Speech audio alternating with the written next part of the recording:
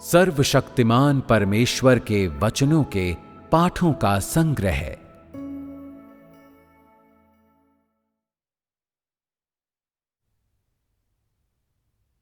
संपूर्ण ब्रह्मांड के लिए परमेश्वर के वचनों के रहस्य की व्याख्या।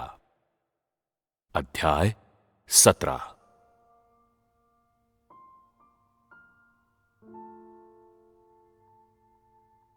वे सारे वचन जो परमेश्वर के मुख से निकलते हैं वस्तुतः मानवों के लिए अनजान हैं। वे सब ऐसी भाषा हैं जो लोगों ने सुनी नहीं है। ऐसे में कहा जा सकता है कि परमेश्वर के वचन अपने आप में रहस्य हैं। अधिकतर लोग भूलवश मानते हैं कि रहस्यों में केवल वही चीजें समाहित हैं जिन पर लोग अवधारणात्मक रूप से पहुंच सकते हैं। स्वर्ग के विषय जिन्हें परमेश्वर अब लोगों को जानने देता है, या परमेश्वर जो आध्यात्मिक जगत में करता है उसका सत्य। इससे स्पष्ट है कि लोग परमेश्वर के सभी वचनों को एक बराबर नहीं मानते हैं। न ही वे उन्हें संजो कर रखते हैं, अपितु वे उस पर ध्यान केंद्रित करते हैं जिसे वे रहस्य मानते हैं। यह साबित करता है कि लोग नहीं जानते कि परमेश्वर के वचन क्या हैं या रहस्य क्या हैं। वे बस अपनी ही धारणाओं के दायरे के भीतर परमेश्वर के वचनों को पढ़ते हैं। वास्तविकता यह है कि एक भी व्यक्ति नहीं है जो परमेश्वर के वचनों को सचमुच प्यार करता हो, और ठीक इसी कारण से परमेश्वर कहता है कि लोग मुझे धोखा देने में माहिर हैं। ऐसा नहीं है कि परमेश्वर कहता है कि लोग किसी भी योग्यता से रहित हैं या वे पूरी तरह गड़बड़ हैं। ये मनुष्य जाति की वास्तविक स्थिति का बखान करता है। लोग स्वयं बहुत स्पष्ट नहीं हैं कि वस्तुतः परमेश्वर उनके हृदय में कितना स्थान ग्रहण करता है। ये तो बस परमेश्वर स्वयं ही पूरी तरह जानता है। इसलिए फिलहाल लोग दूध पीते बच्चों की तरह हैं। वे दूध क्यों पीते हैं और उन्हें क्यों जीवित रहना चाहिए, इन बातों से वे पूर्णतः अनभिज्ञ हैं। केवल मां ही बच्चे की आवश्यकताएं समझती है। वो उसे भूखा नहीं मरने देगी, न ही वो बच्चे को खा खाकर अपनी जान देने देगी। परमेश्वर लोगों की आवश्यकताएं सबसे अच्छी तरह जानता है। इसलिए कभी कभी उसका प्रेम उसके वचनों में मूर्त होता है। कभी कभी उसका न्याय उनमें प्रकट होता है। कभी कभी वे लोगों को उनके हृदय की गहराइयों तक घायल कर देते हैं, और कभी कभी वे गंभीर और खरे होते हैं। ये लोगों को उसकी दयालुता और सुलभता महसूस करने देता है, और ये भी कि वो कोई कल्पित प्रभावशाली हस्ती नहीं है जिसे स्पर्श नहीं किया जा सकता है। न ही लोगों के मन में वो स्वर्ग का पुत्र है जिसका चेहरा सीधे नहीं देखा जा सकता। वो एक जल्लाद तो और भी नहीं है जो निर्दोष का वध करता है, जैसा कि लोग कल्पना करते हैं। परमेश्वर का समूचा स्वभाव उसके कार्य में प्रकट होता है। आज देहधारी परमेश्वर का स्वभाव भी उसके कार्य के माध्यम से मूर्त होता है। इस प्रकार उसकी सेवकाई वचनों की सेवकाई है, उसकी नहीं जो वो करता है या वो जैसा बाहर से प्रकट होता है। अंततः सभी लोग परमेश्वर के वचनों से आत्मिक उन्नति प्राप्त करेंगे और उनके कारण पूर्ण बनाए जाएंगे। अपने अनुभव में परमेश्वर के वचनों से मार्गदर्शित होकर लोग अभ्यास करने के लिए मार्ग प्राप्त करेंगे और परमेश्वर के मुख के वचनों के माध्यम से लोग उसके समूचे स्वभाव को जानने लगेंगे। उसके वचनों के कारण परमेश्वर का समस्त कार्य परिपूर्ण होगा। लोग ओजस्वी हो उठेंगे और सभी दुश्मन परास्त हो जाएंगे। ये प्राथमिक कार्य है जिसे कोई अनदेखा नहीं कर सकता है। आओ हम उसके वचनों पर दृष्टि डालें। मेरे कथन गरजते बादल की तरह गूंजते हैं, सभी दिशाओं और समूची पृथ्वी पर रोशनी डालते हुए। और गरजते बादल और चमकती बिजली के बीच मनुष्य जाति धराशायी कर दी जाती है। गरजते बादल और चमकती बिजली के बीच कभी कोई मनुष्य मजबूती से टिका नहीं रहा है। मेरी रोशनी के आगमन पर अधिकांश मनुष्य बुरी तरह दहल जाते हैं और नहीं जानते कि क्या करें। परमेश्वर जो ही अपना मुंह खोलता है, वचन बाहर आते हैं। वो वचनों के माध्यम से सब कुछ संपन्न करता है और उनके द्वारा सभी चीजें रूपांतरित हो जाती हैं और उनके माध्यम से हर कोई नया हो जाता है। गरजते बादल और चमकती बिजली का क्या अर्थ है और रोशनी का क्या अर्थ है? कोई एक भी चीज परमेश्वर के वचनों से बच नहीं सकती है। वो लोगों के मन को उघाड़ने और उनकी कुरूपता को दर्शाने के लिए उनका उपयोग करता है। वो लोगों की पुरानी प्रकृतियों से निपटने और अपने सभी लोगों को पूरा करने के लिए वचनों का उपयोग करता है। क्या ये परमेश्वर के वचनों का ठीक ठीक महत्व नहीं है? पूरे ब्रह्मांड में परमेश्वर के वचनों के सहारे और किलेबंदी के बिना संपूर्ण मनुष्य जाति बहुत पहले ही अनस्तित्व की सीमा तक नष्ट हो गई होती। अपनी 6000 वर्षीय प्रबंधन योजना के दौरान परमेश्वर जो करता है और वो पद्धति है जिससे वो कार्य करता है, उसका यही सिद्धांत है। ये परमेश्वर के वचनों का महत्व दर्शाता है। वे लोगों की आत्माओं की गहराई में सीधे बेधते हैं। उसके वचनों को देखते ही लोग हक्के बक्के और आतंकित हो जाते हैं और हड़बड़ी में भाग जाते हैं।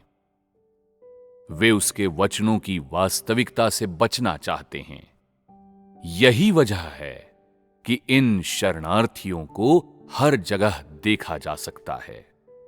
ज्यों ही परमेश्वर के वचन जारी किए जाते हैं, लोग भाग खड़े होते हैं। ये मनुष्य जाति की कुरूपता की छवि का एक पहलू है जो परमेश्वर दर्शाता है।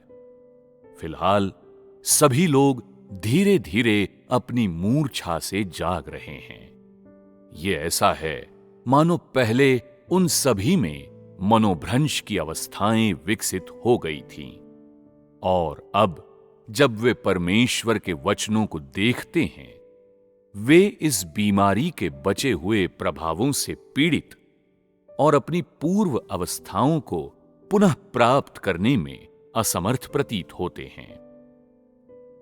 सभी लोग वास्तव में ऐसे ही हैं और ये इन वचनों का सच्चा चित्रण भी है। तब कई लोग इस हल्की सी दीप्ति से प्रेरित होकर तत्क्षण अपनी मोह माया से जाग जाते हैं। तो भी कभी किसी ने एहसास नहीं किया कि वो दिन आ गया है जब मेरी रोशनी पृथ्वी पर उतरती है। यही कारण है कि परमेश्वर ने कहा, अधिकांश मनुष्य इस रोशनी के अचानक आगमन से भौंचक के रह जाते हैं। इसे इस तरह प्रस्तुत करना पूरी तरह उपयुक्त है। मानव जाति के बारे में परमेश्वर के वर्णन में कोई दरार नहीं है, यहां तक कि सुई की नोक बराबर जगह भी नहीं है, और उसने इसे सच में सटीक और त्रुटि रहित ढंग से सूत्रबद्ध किया है। यही कारण है कि सभी लोग सर्वथा विश्वास कर लेते हैं। इतना ही नहीं, इसे जाने बिना परमेश्वर के लिए उनका प्रेम उनके हृदय के भीतर गहराई से बढ़ने लगता है। वहां परमेश्वर का स्थान केवल इसी तरह पहले से कहीं अधिक सच्चा हो जाता है, और यह भी एक तरीका है जिससे परमेश्वर कार्य करता है। अधिकांश मनुष्य बस हक्के बक्के हो जाते हैं। इस रोशनी से उनकी आंखें घायल हो जाती हैं और वे कीचड़ में गिरा दिए जाते हैं। चूंकि ऐसे लोग परमेश्वर की इच्छा के विरुद्ध जाते हैं, इसलिए जब परमेश्वर के वचन आते हैं तब अपने विद्रोहीपन की वजह से वे ताड़ना झेलते हैं। यही कारण है कि यह कहा जाता है कि रोशनी से उनकी आंखें घायल हो जाती हैं।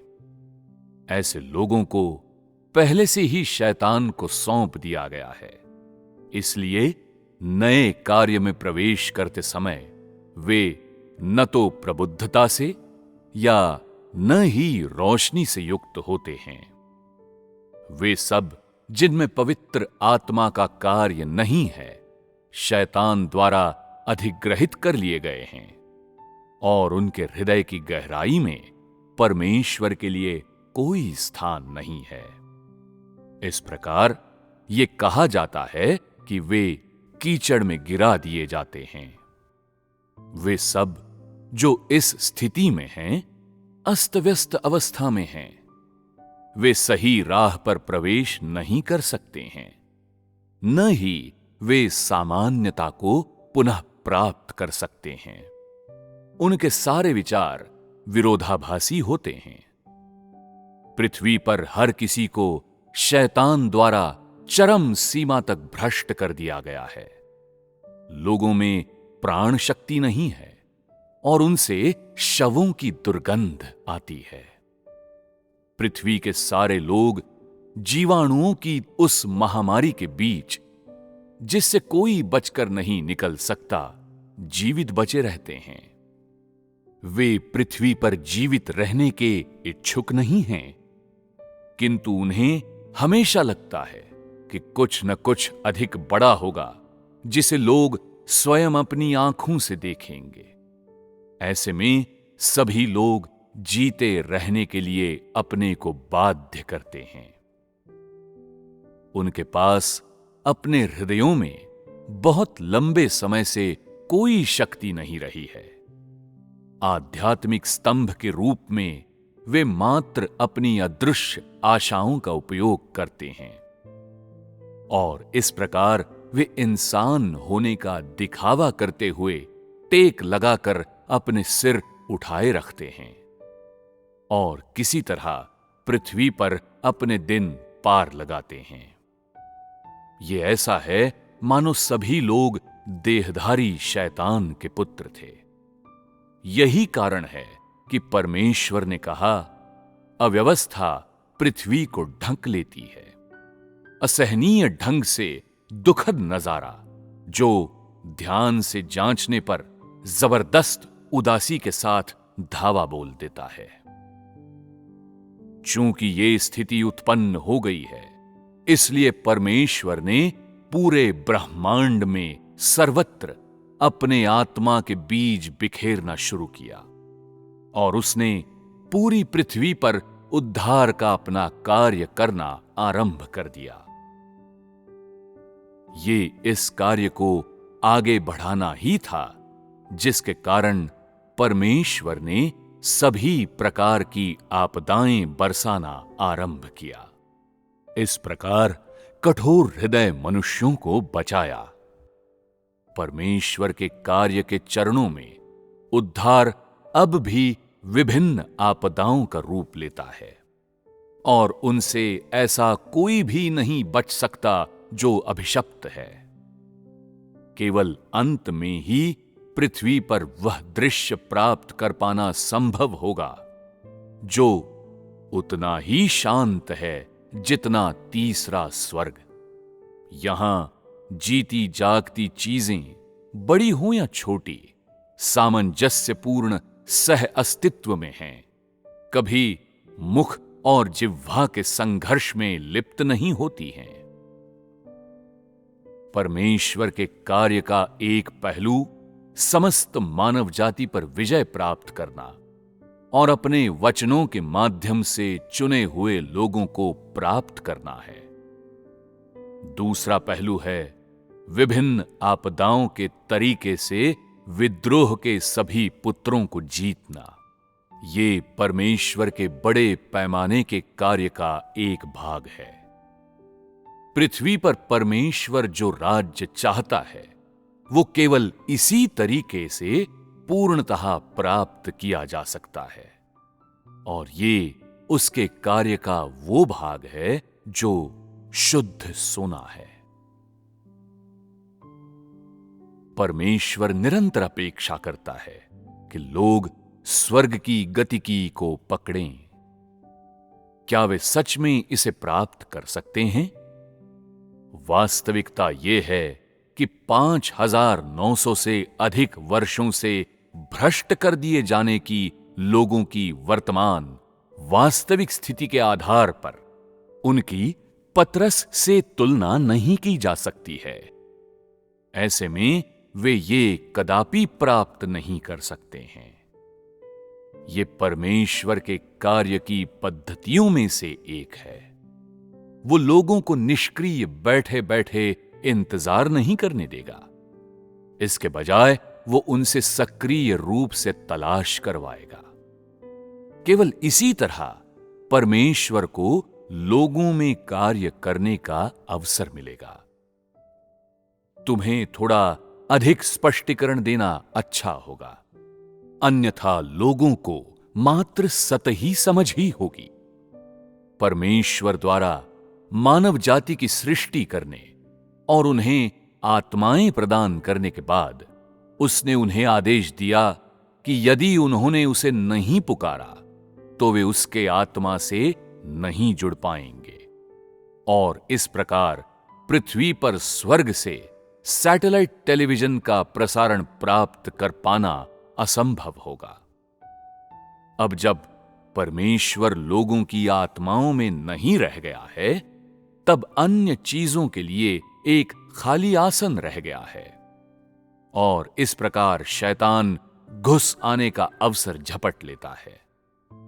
जब लोग परमेश्वर से अपने हृदय से संपर्क करते हैं, तब शैतान बुरी तरह घबरा जाता है और बचने की उतावली में सरपट भागता है।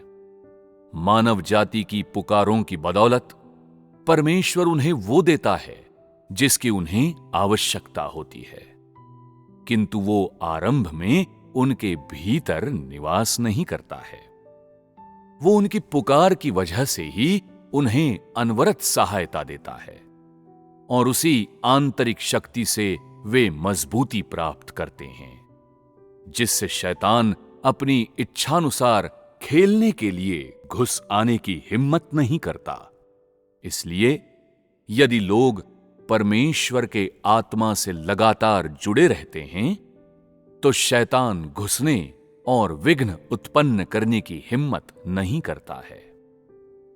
शैतान के विघ्नों के बिना सभी लोगों के जीवन सामान्य हो जाते हैं और तब परमेश्वर के पास उनके भीतर बेरोक-टोक कार्य करने का अवसर होता है।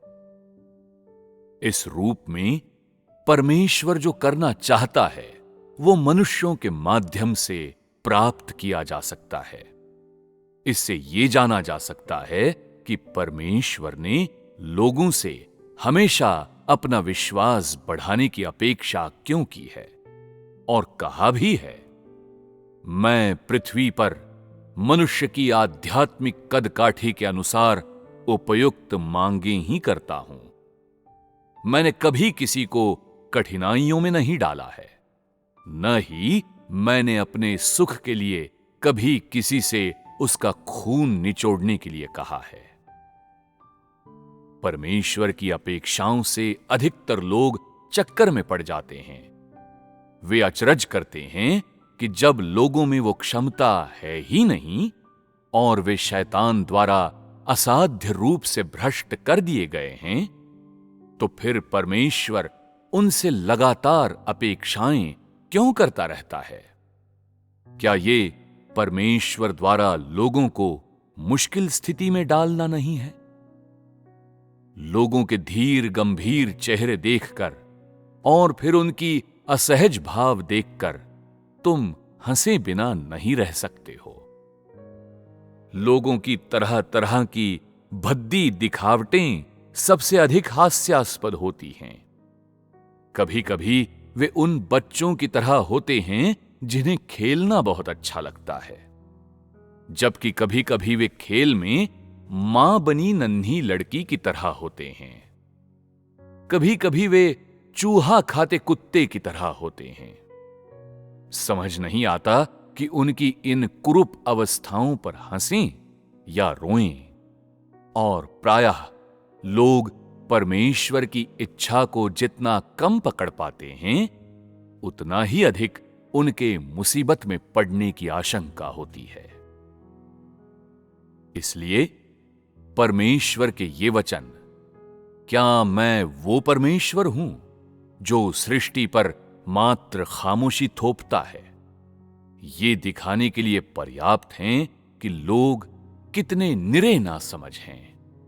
और वे ये भी दर्शाते हैं कि कोई भी मनुष्य परमेश्वर की इच्छा नहीं समझ सकता है।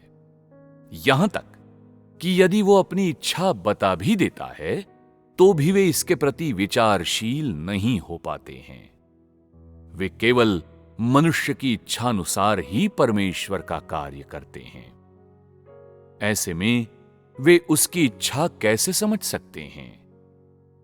मैं पृथ्वी पर चलता हूं, सर्वत्र अपनी सुगंध बिखेरते हुए, और प्रत्येक स्थल पर मैं अपना स्वरूप पीछे छोड़ता जाता हूं। प्रत्येक स्थल मेरी वाणी की ध्वनि से गुंजायमान हो जाता है। लोग सर्वत्र बीते कल के रमणीय दृश्यों पर देर तक ठिठके रहते हैं, क्योंकि समूची मानव जाति अतीत को याद कर रही है। यह स्थिति तब होगी जब राज्य बन जाएगा। परमेश्वर ने वास्तव में राज्य के साकार होने की सुंदरता की भविष्यवाणी कई स्थानों पर पहले ही कर दी है, और ये सब मिले जुले रूप में राज्य की पूरी तस्वीर बनाते हैं। परंतु लोग इस पर ध्यान नहीं देते। वे इसे बस ऐसे देखते हैं जैसे ये कोई कार्टून हो। सहस्त्राब्दी तक शैतान की भ्रष्टता के कारण लोग हमेशा अंधकार में रहे हैं। इसलिए वे इससे परेशान नहीं होते, न ही वे प्रकाश की लालसा करते हैं। इसलिए इसका नीचे लिखा परिणाम हुआ है। आज जब प्रकाश का आगमन होता है, वे सब मेरे आगमन से विमुख हो जाते हैं, और वे सभी रोशनी के आगमन को निर्वासित कर देते हैं, मानो मैं स्वर्ग में मनुष्य का शत्रु हूं। मनुष्य अपनी आंखों में रक्षात्मक चमक के साथ मेरा अभिवादन करता है। यद्यपि अधिकतर लोग नेक नीयत से परमेश्वर को प्यार करने का प्रयास करते हैं, किंतु वो तब भी संतुष्ट नहीं होता है, और वो तब भी मानव जाति की निंदा करता है।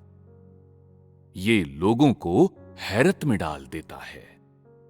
चूंकि लोग अंधकार में रहते हैं, इसलिए वे प्रकाश की अनुपस्थिति में भी परमेश्वर की उसी प्रकार सेवा करते हैं जैसे वे करते हैं।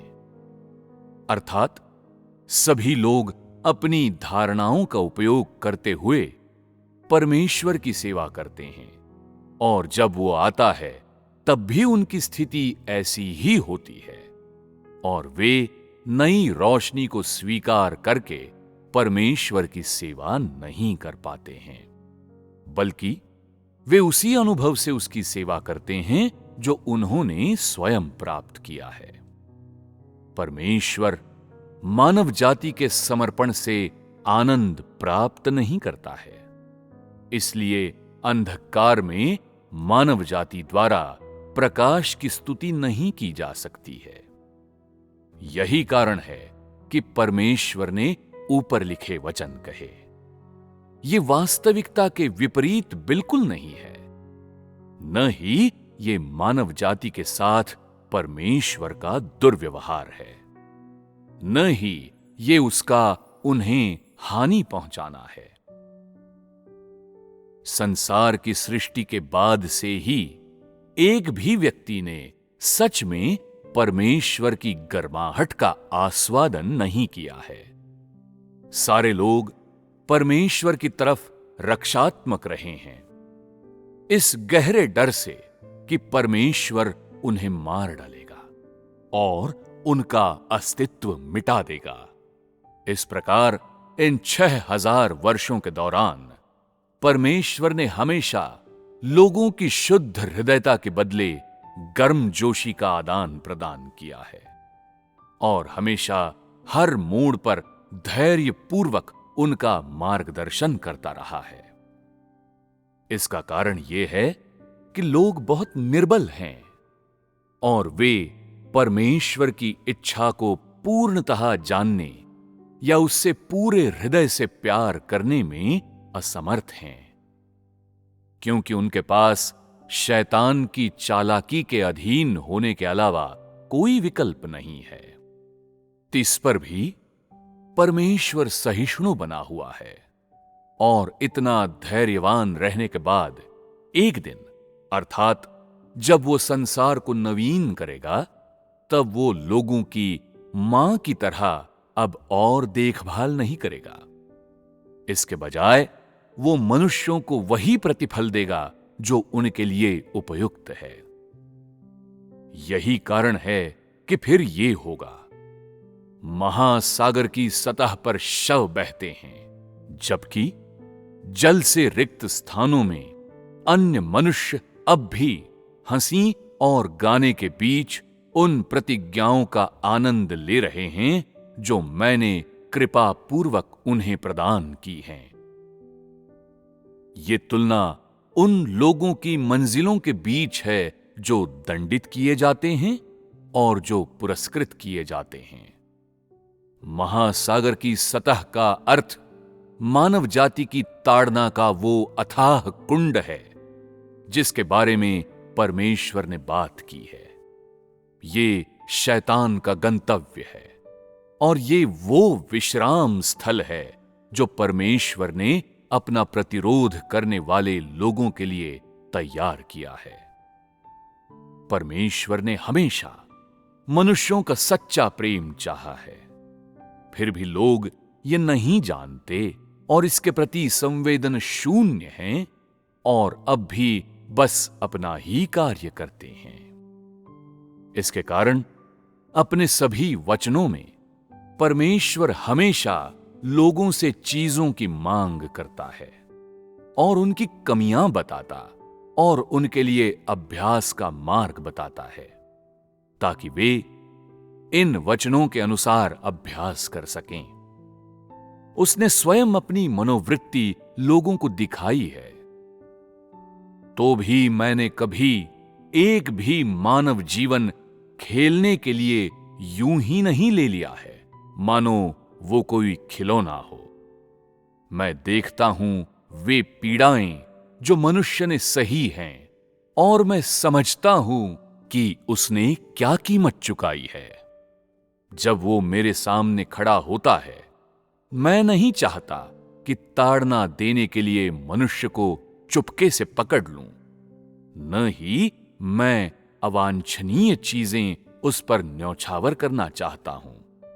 इसके बजाय इस पूरे समय मैंने मनुष्य का भरण पोषण ही किया है और उसे दिया ही है। लोग जब परमेश्वर के ये वचन पढ़ते हैं, वे तत्काल उसकी गर्माहट महसूस करते हैं और सोचते हैं, सचमुच अतीत में मैंने परमेश्वर के लिए कीमत चुकाई है, किंतु मैंने उसके साथ उथला व्यवहार भी किया है और कभी कभी मैंने उससे शिकायत की है। परमेश्वर ने अपने वचनों से हमेशा मेरा मार्गदर्शन किया है और वो मेरे जीवन पर इतना ध्यान देता है, फिर भी मैं कभी कभी उसके साथ इस तरह खेलता हूं मानो वो खिलौना हो। मुझे सचमुच ये नहीं करना चाहिए। परमेश्वर मुझे इतना अधिक प्यार करता है तो मैं पर्याप्त कठोर प्रयास क्यों नहीं कर सकता हूं? जब उन्हें ऐसे विचार आते हैं, तब लोग वास्तव में अपने ही चेहरों पर थप्पड़ मारना चाहते हैं और कुछ लोगों की नाक फड़कती हैं और वे जोर से रो पड़ते हैं। परमेश्वर समझता है कि वे क्या सोच रहे हैं और वो उसी के अनुसार बोलता है। और ये थोड़े से वचन जो न कठोर हैं और न कोमल, उसके प्रति लोगों का प्यार उत्पन्न करते हैं। अंत में परमेश्वर ने पृथ्वी पर राज्य का निर्माण होने पर अपने कार्य में परिवर्तन की भविष्यवाणी की। जब परमेश्वर पृथ्वी पर होगा, तब लोग आपदाओं और विपत्तियों से मुक्त हो पाएंगे और अनुग्रह का आनंद उठा पाएंगे।